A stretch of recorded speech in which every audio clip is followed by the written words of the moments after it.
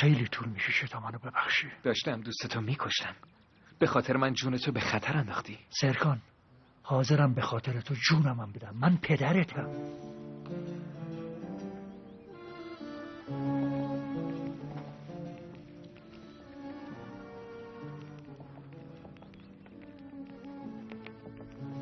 آقا کمال، دیگه پسرتو ببر خونه. تو رو یه بار تو مغازه پدرم دیده بودم. مادرم خونه منتظر بود، برای پدرم ترجیح داد با تو بری بیرون. تو پدرم از ما گرفتی، ولی حالا پسش بردم مگه نه؟ همونو هم منو. حلالم کن برادر. حلالت کردم، مگه یادت رفت؟ پدرت 40 سالشه، منم تقریبا همون سنم. عمرمون تموم شد رفت. تو مادری داری که خیلی دوست داره و یه خواهر کوچولو که هر روز برات گریه میکنه. هولیا بهانه برادرشو میگیره. تو پیدا کردنت خیلی بهمون کمک کرد.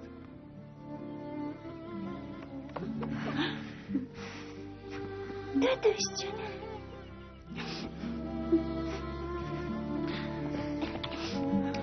بسرم.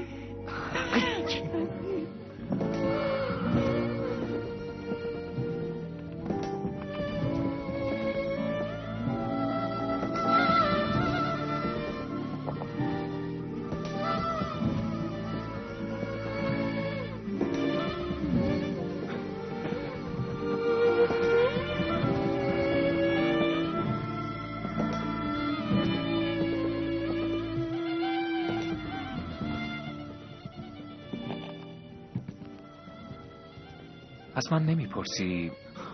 میپرسم ولی میترسم. من حلالت کردم، تو هم حلالم کن برادر. نزدیک بود بکشمت. حلالت کردم سرکان، حلالت کردم.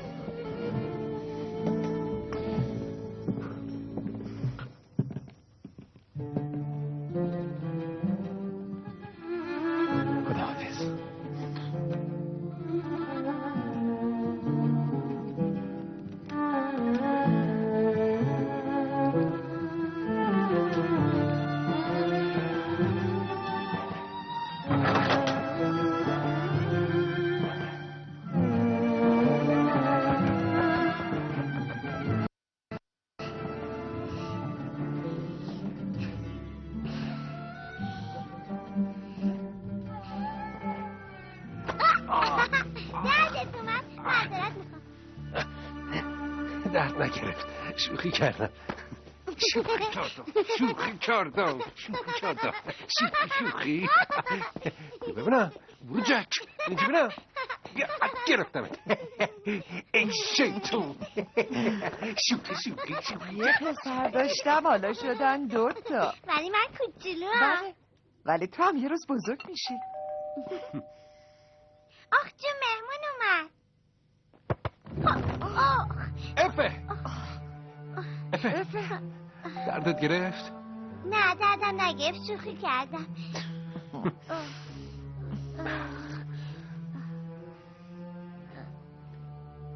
بذار ببینم سرت چی شد. بیا ببینم.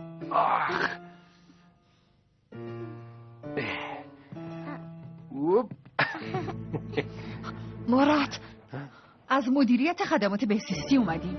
اونی که بچه رو صاحب شده اونه. همونطوری که گفتم یه دزد به تمام معناست. خدا میدونه بچه رو واسه چه کاری میخواد. پدرش بچه رو به این بد فروخته. چی داره میگی؟ مزخرفات چیه؟ برادر آروم باش. عمو مراد بیا اینجا.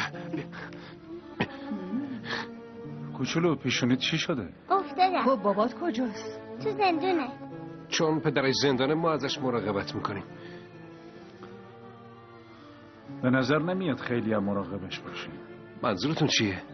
یعنی ما به بچه آسیب میرسونیم؟ بذارین ما ازش بازجویی کنیم، شما هم کارهای لازمه رو انجام. باشه بیا عزیزم. برو بریم. بیا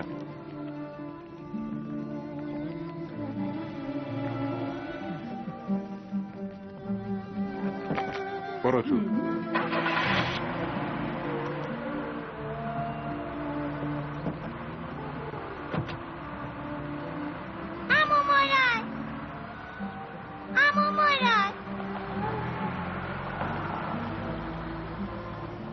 پسرم وسایلتو بردار بریم. مامان ملک صبر داشته باش عزیزم، صبر داشته باش. شبی که فرید دستگیر شد شما هم اونجا بودین. پدرش بچه رو سپرد به من. بچه رو صاحب نشدیم کمیسر. من به اون بچه کوچکترین آسیبی نرسوندم. من چیزی ندیدم. اگه میدیدم به مسئولین امن خبر میدادم. آخه آدم چطور میتونه با آدمی مثل تو بچه‌شو بسپره واقعا؟ میگم دیگه خلاف نمیکنم کمیسر، چرا متوجه نیستین؟ حالا که دیگه خلاف نمیکنی، تو محل اون خلافکارا چیکار میکردی؟ دیروز برای چی به چاقو زدن ها؟ فکر میکنن اونجا رو پلیس چجوری پیدا کرد جناب کمیسر؟ من تماس گرفتم، من خبر دادم. جدی؟ فقط مونده بود تو به پلیس کمک کنی. اینقدر دروغ نگو. خواهش میکنم کمیسر، چیکار باید بکنم؟ تنها کاری که باید بکنین اینه که از دخترم دوری کنی. حالا برو بیرون. گفتم برو بیرون.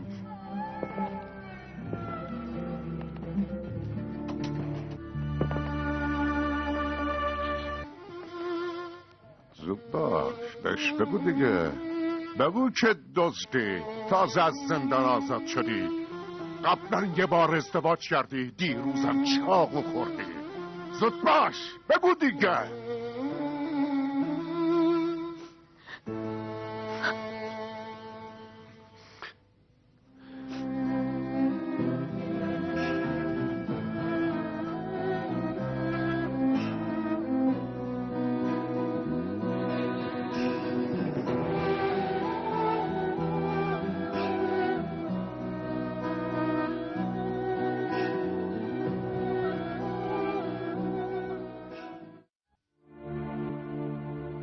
اسمم مراده. سالها آدم بدی بودم. تمام عمرم تو دنیایی پر از اشتباهات و بدون اینکه بدونم حق بنده چیه بیهوده گذشت. حالا آدما هیچی، حتی گربه های جلوی خونمون و درختای توی حیاتمونم به گردنم حق دارن.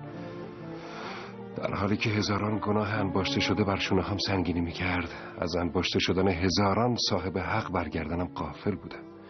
ولی یه روز بعد از اتفاقی که سر تشییع جنازه پدرم افتاد، همه چی عوض شد.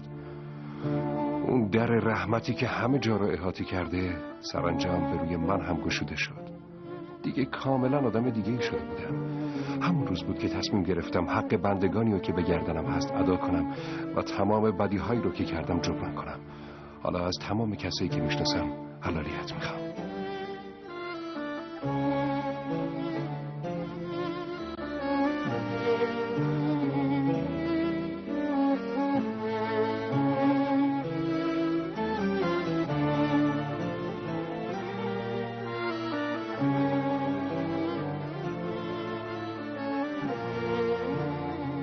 مرشد آقا با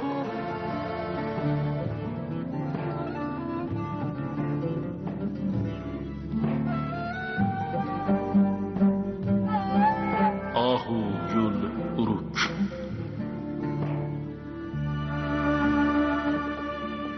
نصرت کتینر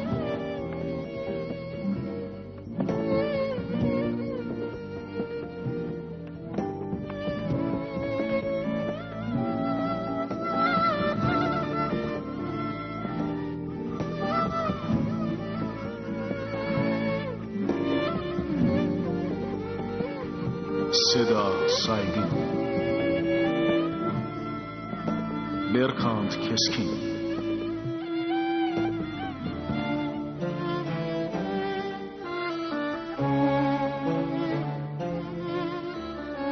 نزیه تونجای و نجلا نازیر.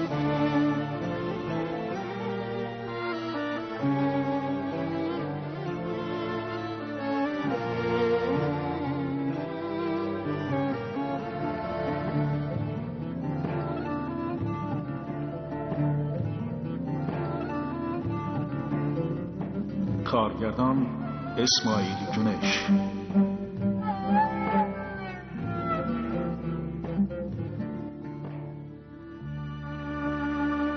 حلالم کن.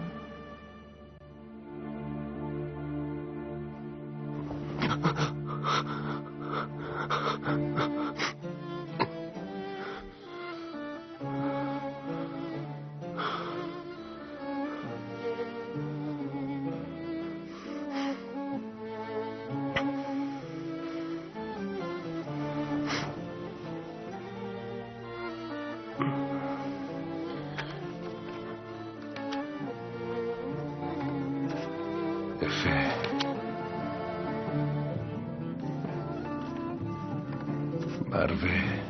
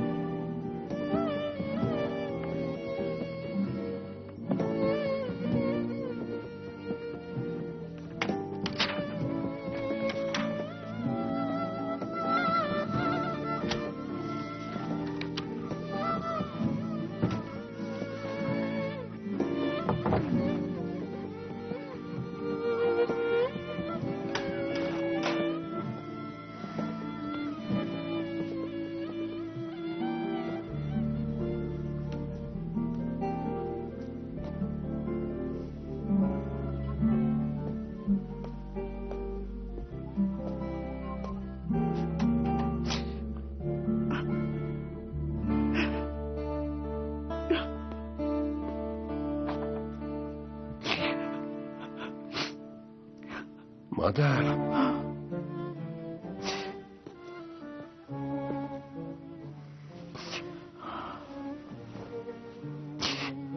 خیلی زود به اون بچه وابسته شدم. حالا بدون افه چی کار کنم؟ افه رو برمیگردونیم خونه مادر جان.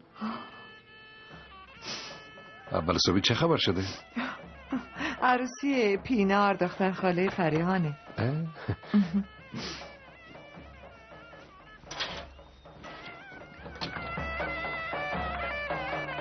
مبارک باشه. ممنون ملک خانوم.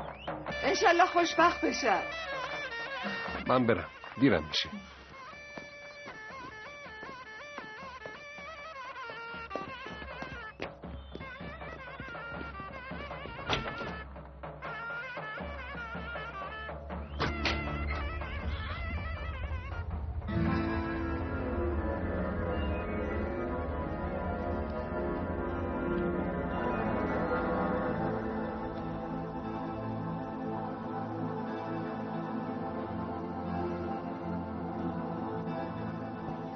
هولیا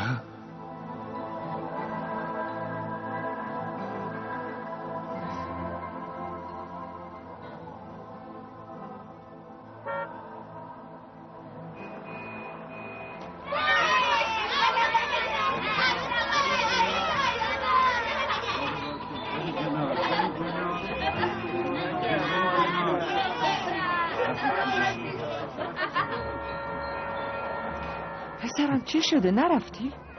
نه نتونستم.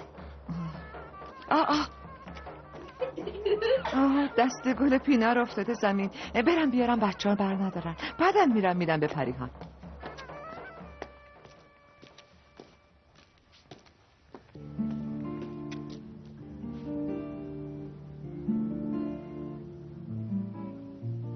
پسرم حالت خوبه؟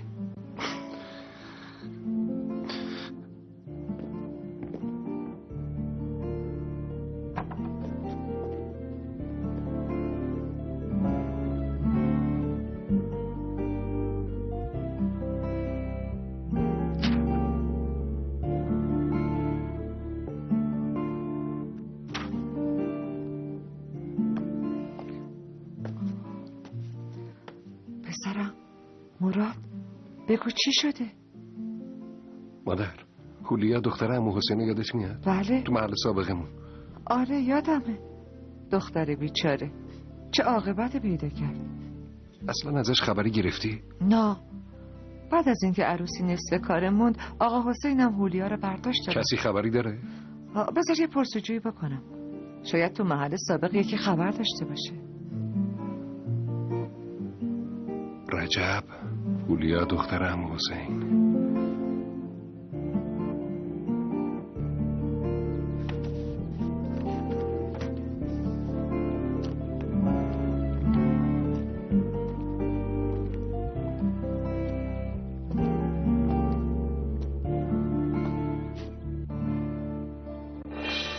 مراد رجب زود باشین دیگه.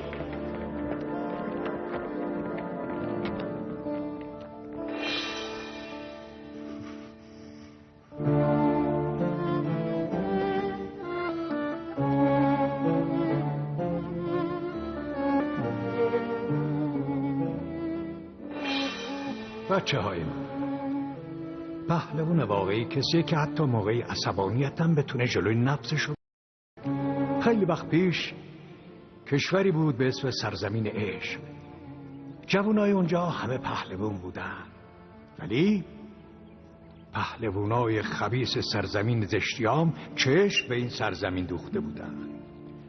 چون نمیتونستن با قدرت این سرزمین رو به دست بیارن، همش نقشه میکشیدن و تله میذاشتن.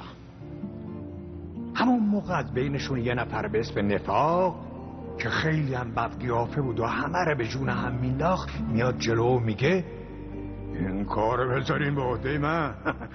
بقیه با خنده به اون نگاه کردن و گفتن تو واقعا میخوای این کارو بکنی؟ ها؟ خب بعدش چی شد؟ کشتی گرفتن؟ بعدش نفاق بدجنس به سرزمین زیبایی ها میره با خودشو بین پهلوانای جوان مرد و خوب جا میکنه و بینشون تخم نفاق میپاشه. زانوهای جوان مردای چونکو یکی یکی شروع به لرزیدن میکنه. همون موقع کشتی شروع بشه. هر چقدر که بینشون نفاق بیشتر میشه، اون قهرمانام یکی یکی در برابر اون آدم پست و بیریخ شکست میخورن. خب بعدش چی شد بابا؟ شکست خوردن؟ مراد، رجب بیایم بریم تیله بازی. رجب پاشو تیله ها رو بردار، قراره با کنان اینا بازی کنیم، باید حساب همشون رو برسیم. بودو زود باش، بیا دیگه.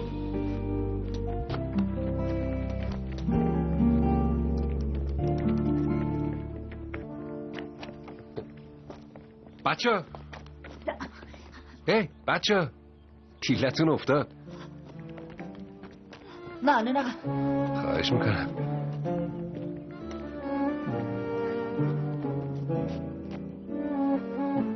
مراد؟ کنان تویی؟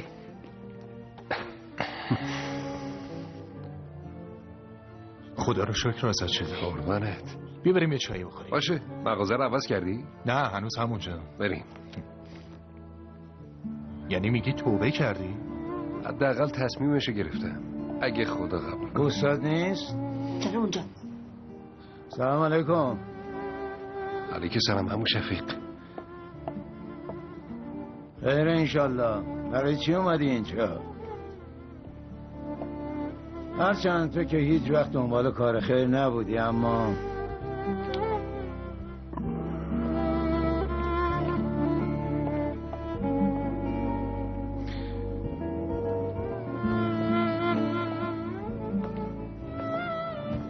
کنان،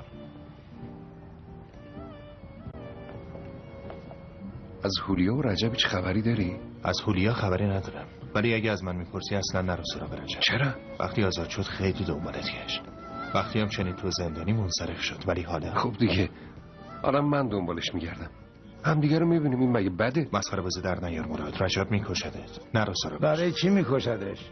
نه اینکه اون از این بهتره. خودشون ولا رو سر خودش آورد. میخواست دزدی کنه، دزدی کرد، بدی کرد. دخترم وسط راه ول کرد، آبروی اون مرد بیچاره‌ام برد. تازه الان بیاد مرتکب قتلم بشه. ای بابا.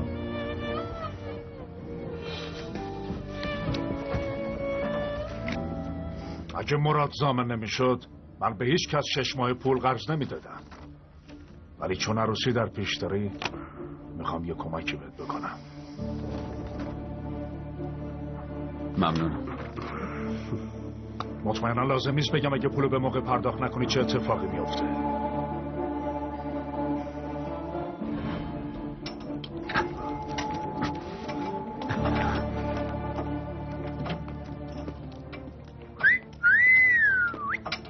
خسته نباشی. ممنون.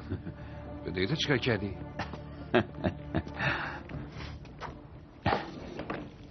خدا رو شکر قرضی رو که به سلیمان داشتم جور شد.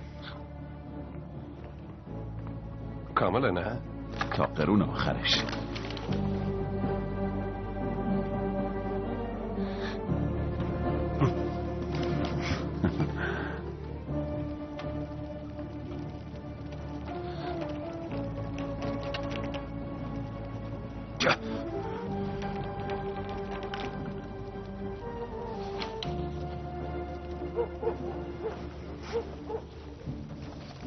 پسر این همه پول از کجا آوردی؟ یکی از دوستم داده زیادش کنم.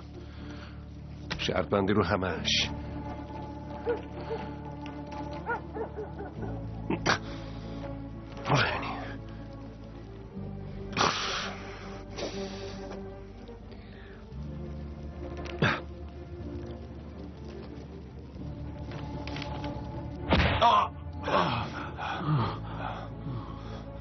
به 10 روز مهلت میدم. باید تو این مدت پولو جور کنی. به اون مراد عوضی هم بگو از تو سوراخی که قایم شده در نیاد، وگرنه حسابشو میرسم.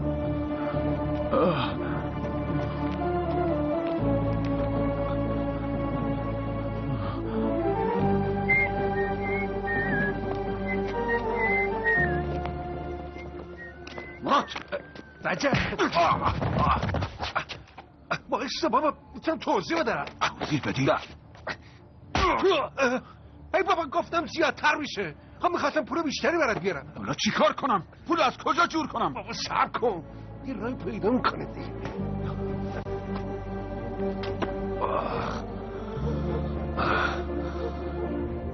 اشکنه یه جای کار میلنگه.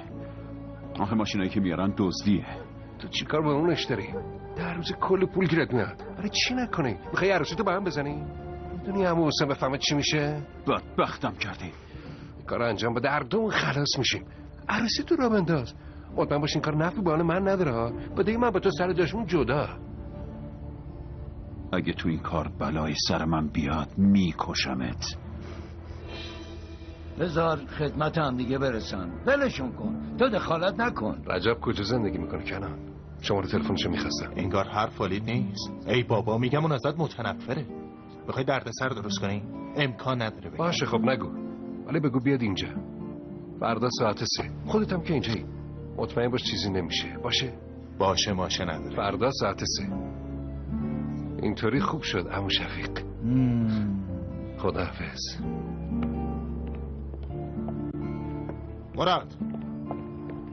مراد تو مطمئنی؟ مراد برو کنار ده، برو کنار. خانم محترم گوش کن، من نمیتونم اجازه بدم، نمیشه. کسی از شما اجازه نخواست، برو کنار. رجب میکشده، نرو سراغش. نکنین خانم. ببینم مگه اینجا مغازه مراد نیست؟ چی شده؟ خدا رو شکر برادر مراد، خدا رسوندت. مراد بهش بگو تو همه چی دخالت نکنه. اصرار داره پای صندوق وایسه، موندم چیکار کنم. صندوق به شما چه ربطی داره ها؟ ببینم برای چی اینقدر به صندوق علاقه داری؟ ای خدا صبر بده. سونا باشه استا، خودم حلش میکنم.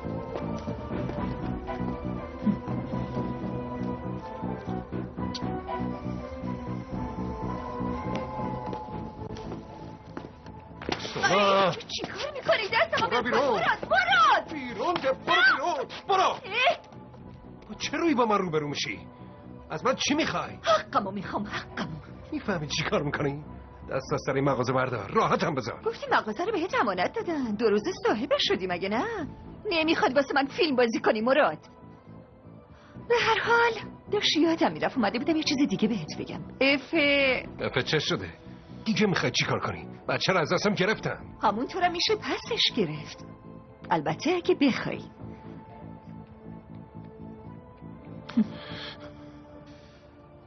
اگه بخوای میتونم برم بگم همه چی اشتباه شده. میتونم این فرصت رو بهت بدم. برو پی کارت بابا. باشه آقا مراد، بقیهش با خودت.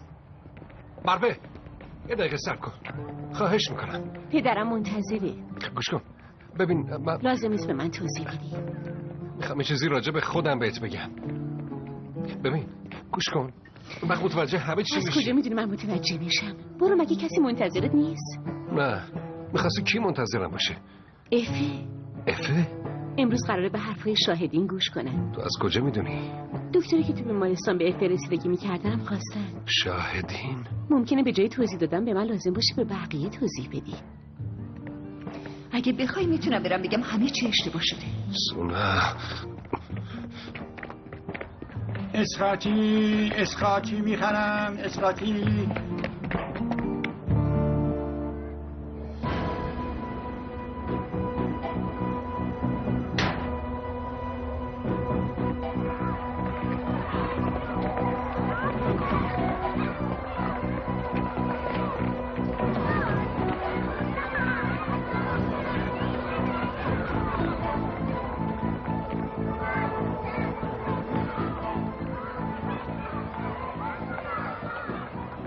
افه سلام. سلام. سلام. با جناب مدیر کار داشتم. یه دقیقه لطفا. بفرمایید.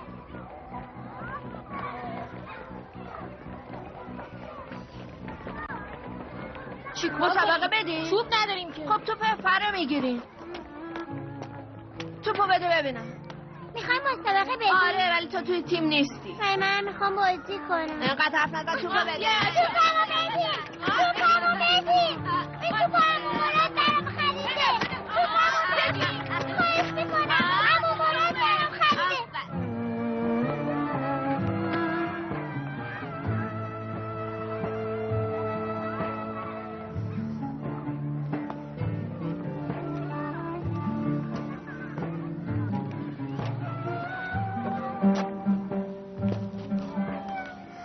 حالت خوبه؟ نه. بگیر. میتونم بیام خونه؟ آره عزیزم، به زودی حقیقت رو میفهمن و تو برمیگردی خونه. حقیقت رو فهمیدن. بهتره دیگه خداحافظی کنیم. گدری اعصابمو خورد میکنه. ای بابا داره. برو بیرون بابا، برو بیرون. بیشتر یکی بچه رو اذیت میکنه. افه، گل بچه رو بیرون. افه. بلم کن. افه. توپو بگیره مال شما. برو بیرون. برو. برو. افه. آفتاب برو بیرون. دیگه این طرفا نبینمه. خدا ازت راضی باشه هادیه. زنده باشی.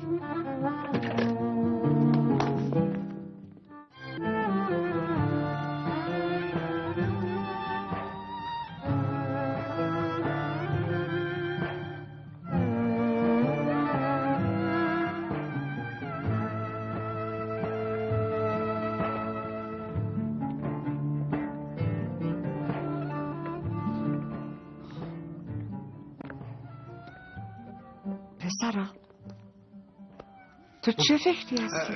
خوش اومدی مادر جون. مراد منو نترسون. چی شده بگو ببینم. کدومشو بگم؟ افه رفت. سونا با اونه امضا داد که من بچه رو میزنم. رجب و هولیا رو نتونستم پیدا کنم. مروه هم که مروه دیگه کی؟ هیچ کس. این کاغذ دیگه چیه؟ باید پولی به حساب بریزم؟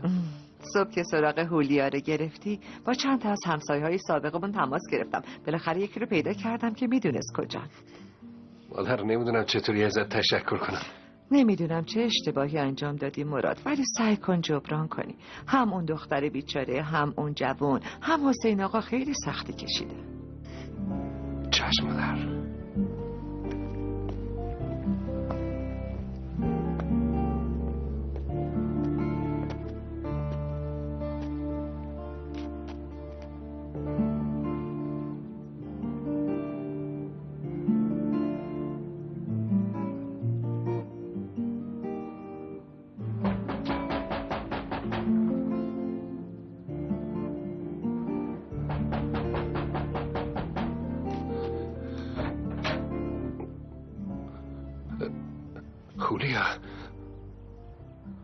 هولیا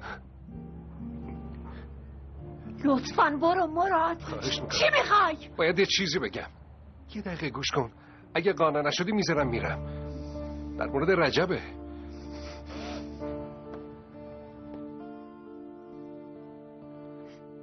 بشین.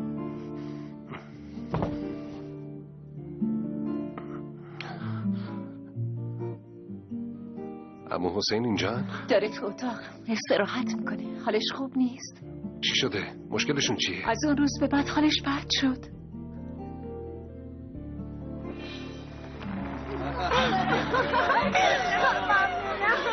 انشالله خوشبخت بشی. ممنونم. چقدر به هم میاد. ممنونم. مبارکه.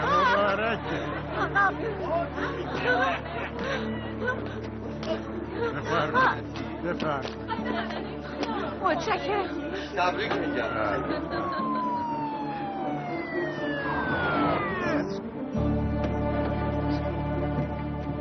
پلیس اومد. پلیس برای چی اومده؟ اجازه بده. چه اتفاقی افتاده که پلیس اومده؟ چی شده سرکار؟ باید با ما بیاد. دامادو دستگیر کرد. خدای من.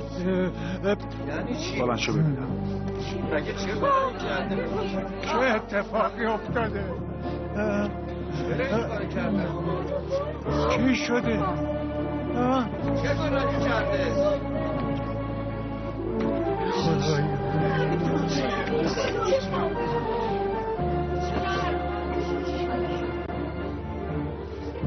سوار شو آقا، سوار شو.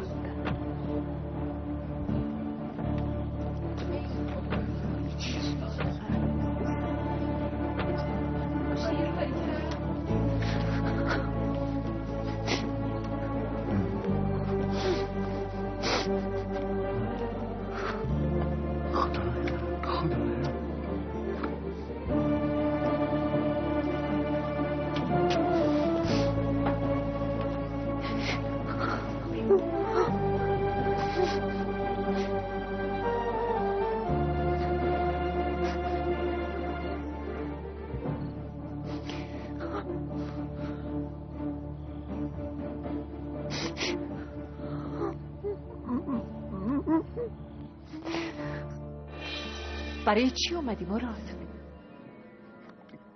یه چیزی هست که باید بدونی هولیا. در اصل یه چیزی که باید همتون بدونیم. اون روز که پلیس رجبو بردن اون گناهی نداشت. اون گناهی نداشت. میدونم کار تو بود. میدونی؟ به من گفته بود که پول قرض کرده. بعدش هم تو رفتی. دیگه نمیخوام درباره اون روزا حرف بزنم. هر چی بوده تموم شده. پس برای چی از هم جدا شده؟ اون نخواست. من هر چی گفتم گوش نکرد. گفت نمیشه با بی‌آبرویی زندگی کرد. گفت تا این لکی ننگو پاک نکنه نمیتونه اینطوری ادامه بده. به پدرت میگفتی تقصیر منه. این چیزا دیگه اهمیتی نداره. داره هولیا. خواهش میکنم اجازه بده اشتباهی رو که مرتکب شدم تلافی کنم. میخوای چجوری تلافی کنی؟ میتونی زندگیمو به هم برگردونی؟ رجب منو رها کرد و رفت. براش خیلی نامه نوشتم ولی حتی به یکیشم جواب نداد. منم به مرور از نوشتم منصرف شدم. شاید نامه ها گم شدن یا یه چیزی شبیه این. رجب تو رو خیلی دوست داشت. نمیتونه از تو بگذره. منم اونو خیلی دوست داشتم ولی دیگه تموم شد. ما هر دومون فراموش کردیم. تو هم فراموش کن.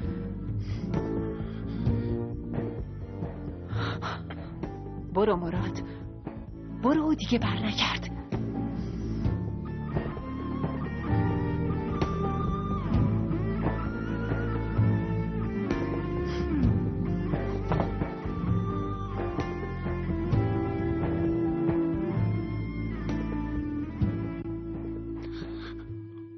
منو ببخش.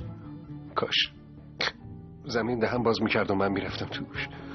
کاش دستم میشکست و هیچ وقت اون کار رو نمیکردم.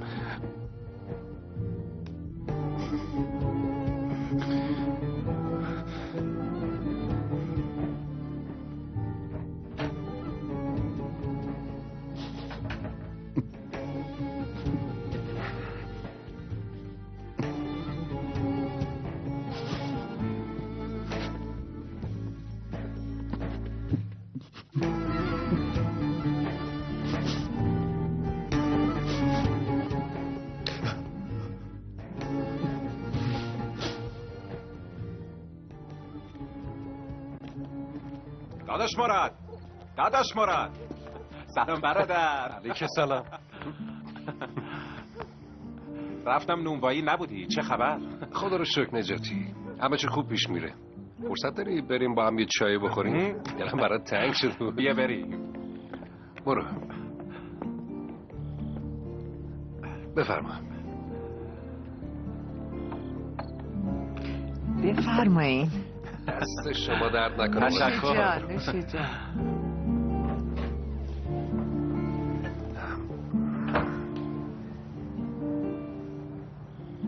بفرمام. خب چه خبر؟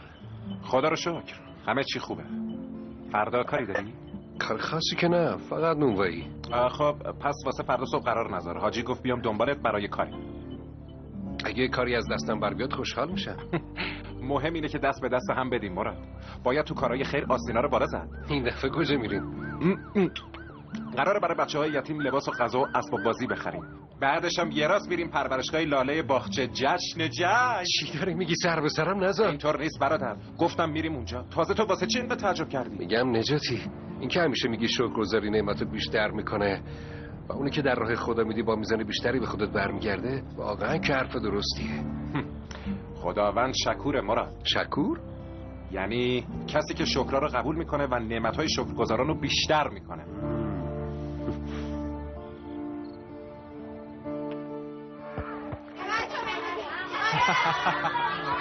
سلام بچه ها، بیاین ببینم. بیاین هدیه های قشنگ زیادی براتون دارم. بیاین. نگران نباشین، اینقدر هست که به همه برسه. بیا بگیر، این مال تو.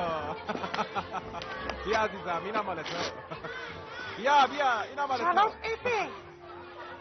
اما مراد چطوره؟ چه خبر؟ چطوری اومدی تو؟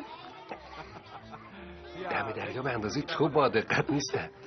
پرسیدم چه خبر؟ وقتی بزرگتر حالتو میپرسه جواب بده. حالم بده. چرا حالت بده؟ دلم واسه ماما ملک تنگ شده.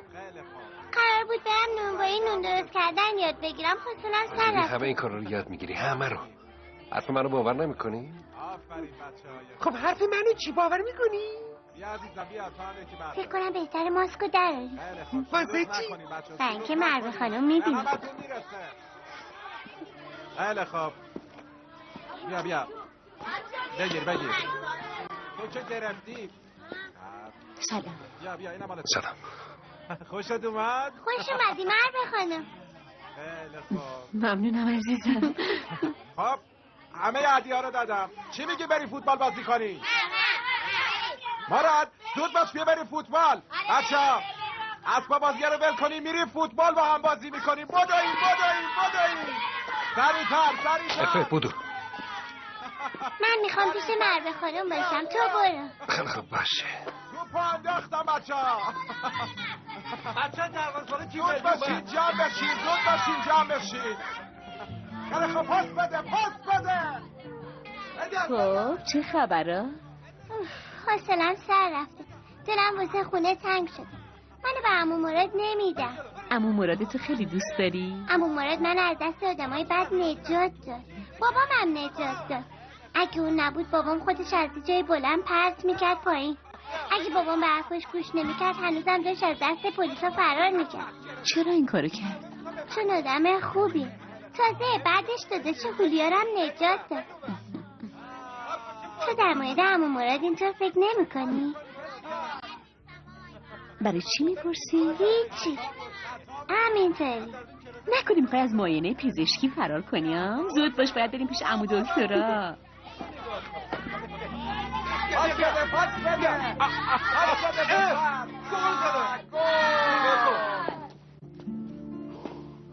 بفرمایید. ممنون دست کردم. به سرتا هم برو غذاتو بخور. فکر کردم نمیای.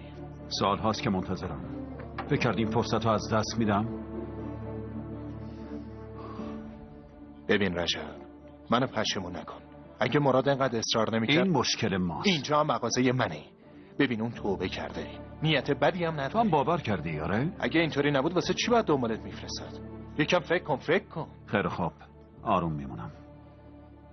حالا بذار ببینم دردش چیه. حالا شد، آروم باش. باشه.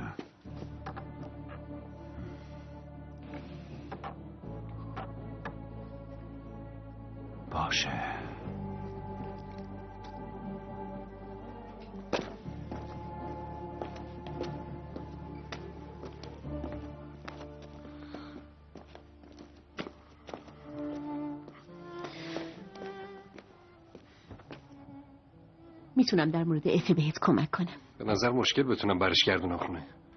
میخوام با یکی مشورت کنم. بهتره فردا صبح بیای بیمارستان. فعلا خداحافظ. خداحافظ.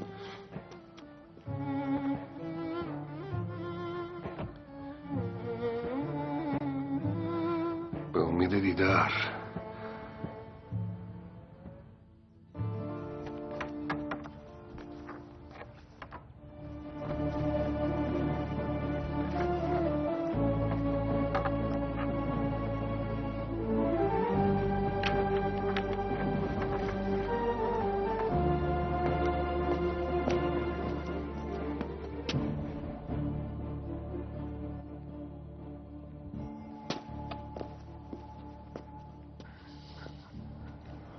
کنان اومده؟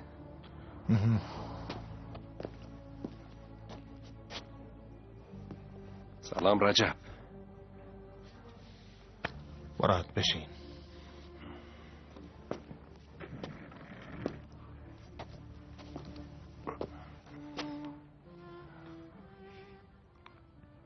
حتما میپرسی واسه چی خواستم ببینمت. میخوام منو ببخشی. بهتر بگم میخوام کاری کنم تا منو ببخشی. تو زندان یه جمله یاد گرفتم رجب. اگر حق چون شمشیری بر گردنت بود، از گردن نهادن به آن امتناع مکن.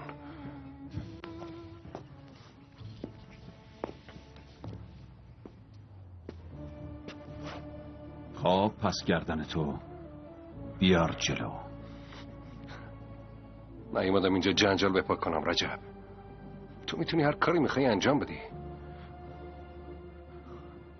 من از تو نمیترسم، اما اول به حرفم گوش کن.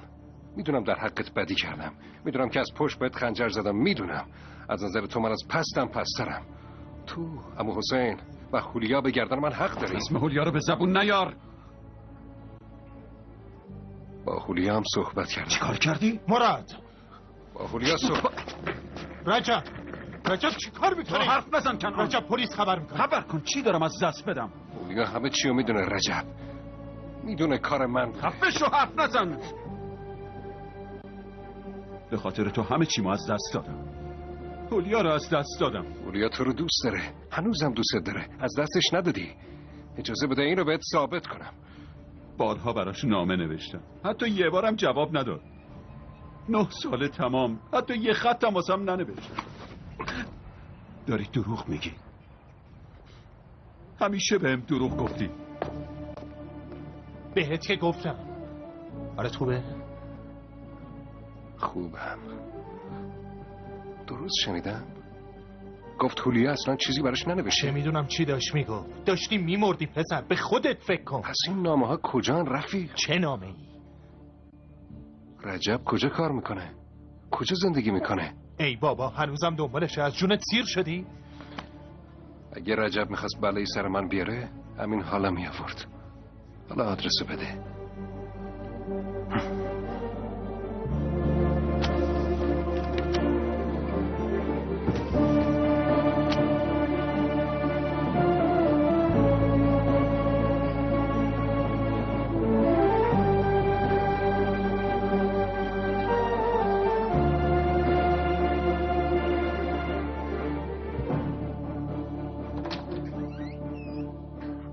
مراد این وقت شب هنوز بیداری؟ مادر فرض کنی من یه کاری کنم که باعث خجالتت بشه. من یا یکی از اطرافیان من، هرچند که حالم خیلی باعث خجالتت شدم، میشه ازش بگذری؟ بله بذارم میگذارم. یعنی شما فقط چون میخوای به من خوبی کنی یه چیزی رو که برام خیلی اهمیت داره، تنها چیزی رو که برام مهمه، از دستم میگرفتی؟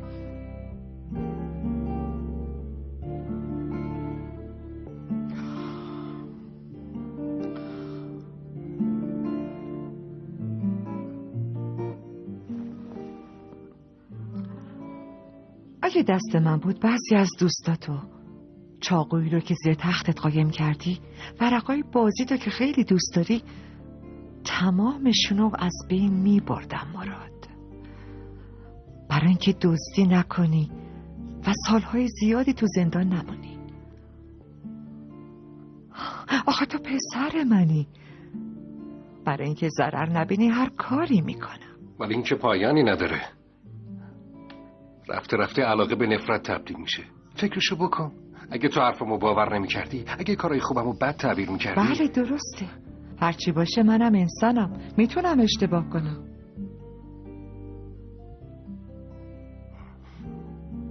آره اون اشتباه کرد.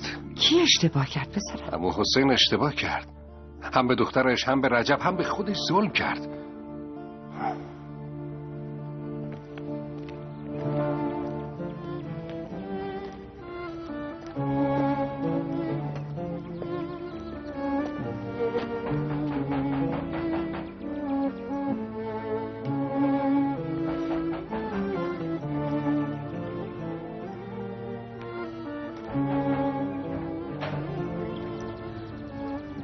باز دیگه چیه مراد؟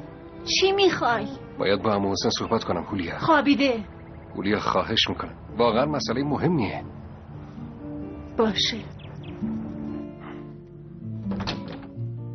پدر جون. بله دخترم. مرادی که تو محله سابقمون بود یادت میاد؟ یادم میاد. خوبم یادم میاد. میخواد شما رو ببینه. هولیا دخترم بهش بگو نمیخوام ببینمش. عمو حسین خواهش میکنم. التماس میکنم. یه بار به حرفم گوش کن. فقط یه بار. از خونم برو بیرون. گم شو. عمو حسین از قدیم گفتن اسبی نیست که پاش نلغزیده باشه. چابک سواری هم نیست که از اسب نیافتاده باشه. مهم بیداری و درست عمل کردنه. بهت گفتم گم شو. اجازه بده بلند شم. اونی که اشتباه کرد من بودم. اونی که پول رجب و دزدید و براش دردسر درست کرد من بودم. خب پس چی میخوای؟ چی میخوای؟ اولیای امانتی دست شما داره. پدر مراد چی داره میگه؟ بیا تو اولیا. میشه تنهامون بذاری دخترم؟ در پشت سرت ببند.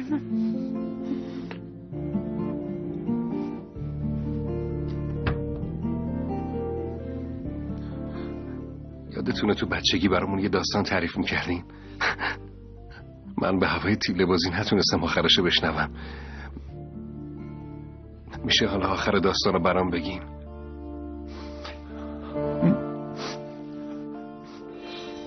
مراد رجب بیاین تیله بازی. رجب پاشو تیله ها رو بردار. قرار با کنانینا بازی کنیم. بعد حساب همشون رو برسیم. زود باش. بیا دیگه. زود باش. درست همون موقع مردم سرزمین عشق بیدار شدن و این مشکل رو حل کردن. اینطوری کینه و نفرت مثل آدم برفی که آفتاب بخوره آب شد و از بین رفت. پهلوون نفاق هم دیگه هیچ وقت اونجا پیداش نشد.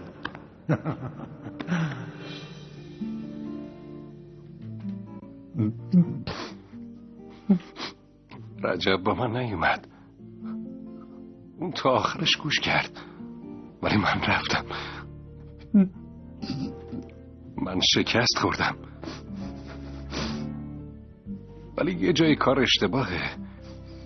رجب باید برنده میشد، در حالی که حقش نبود سالها مجازات شد. منظورم زندان نیست.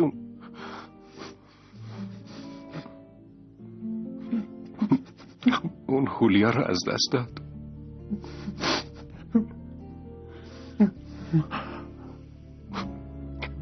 عمو حسین وقتش نرسیده امانت هولیا رو بهش بدین.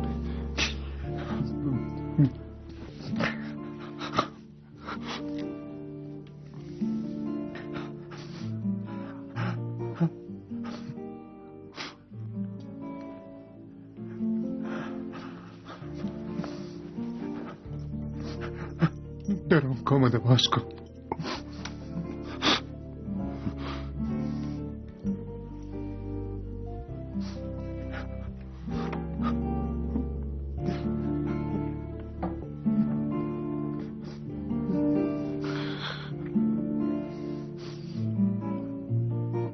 درونم باز کن.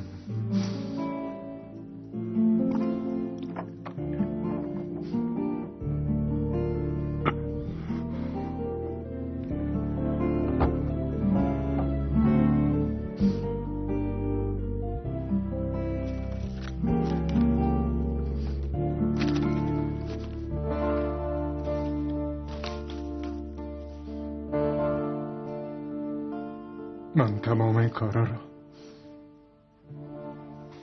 فقط برای سعادت فرزندم کردم. هولیا اینو درک میکنه عمو حسین.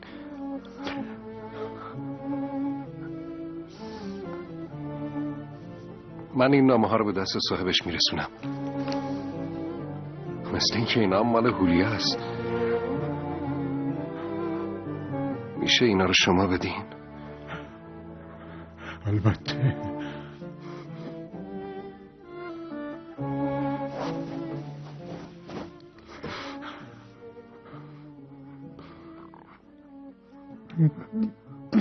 حلالم کن عمو حسین. حلالت کردم.